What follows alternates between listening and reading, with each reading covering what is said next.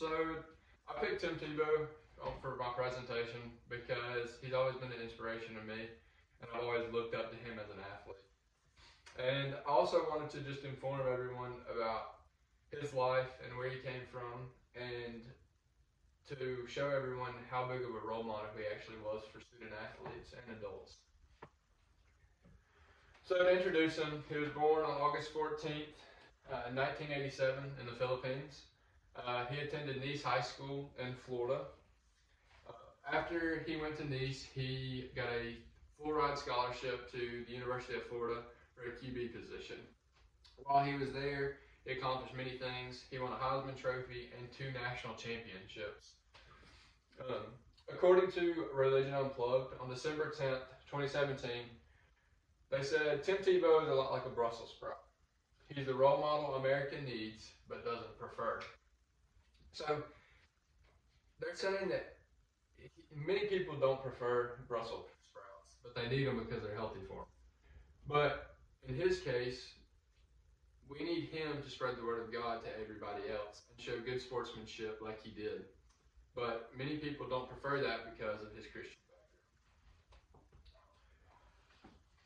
So what does Tim Tebow represent to the human eye? So he wasn't only a student athlete, but he was always known as a kind-hearted Christian man that loved God. So his origin. I'm going to give you some stats from his high school and college career. So at Nice, according to Max Preps, October 11, 2018, he had a total of 9,940 total passing yards, 95 passing touchdowns, 378 points, 63 total touchdowns, and 3,169 rushing yards. After that, he attended the University of Florida, like I said, and according to ESPN, on January 15, 2020, he had 9,285 passing yards, 88 touchdowns, 2,947 rushing yards, and 57 touchdowns for himself, which is very impressive for an SEC QB.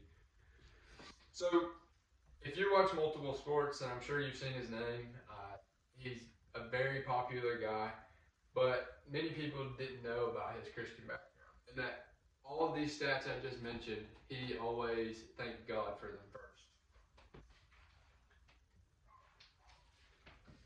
So, his downfall of his football career.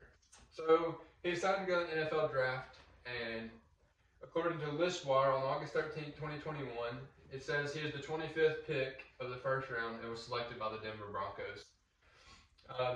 He played 4 seasons with them and decided football wasn't for him anymore. So then he went on and said he wanted to play professional baseball. So he got picked up by the New York Mets minor league baseball team and played 4 seasons with them as well. Well, after 4 seasons, he was done with that as well. And he said he wanted to try NFL football one last time. So he got put on as a free agent and then picked up by the Jacksonville Jaguars to play a tight end position for them for a year contract. After his year was up, he decided he was done with football. So even though he had a successful collegiate career, he decided that the professional league just was a little bit too much for him to handle, and it was too much pressure on him. So even though he didn't accomplish the professional career, he always had God to back up on. So after all of his careers, he decided to write a book. And his love for the game never changed, but he wanted to spread that to more people. So it says on CBS that it shows he wrote a book called Through My Eyes in 2011. And this was a book about his life, about where he came from and what God has done for him. After he wrote this book, he decided to travel around the world and spread the word of God to all athletes. So even though he figured out what he wanted to do with his life by spreading the word of God, he still wasn't done there, and he decided to follow the path that God made for him. And his final destination ended up being an announcer with ESPN. He had analyzed football plays. So each Saturday he'd analyze football plays and show people what should have been done He was very good at this because of him being an SEC quarterback. Besides that, him and his wife, it says on Investor Forbes on May 24th, 2022, that him and his wife were getting into wellness space as investors, and they've grown this tremendously over 100 places in America. So, even though it took him years to figure out what worked best for him and what he wanted to do, he put it all into God's hands and let God decide his path that he needed to take.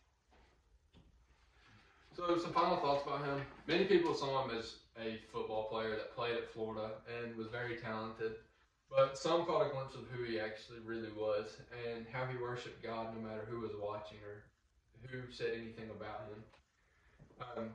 And from being a kid born in the Philippines, he proved to everyone of what God could do and what he was capable of, and giving him the talent that he had.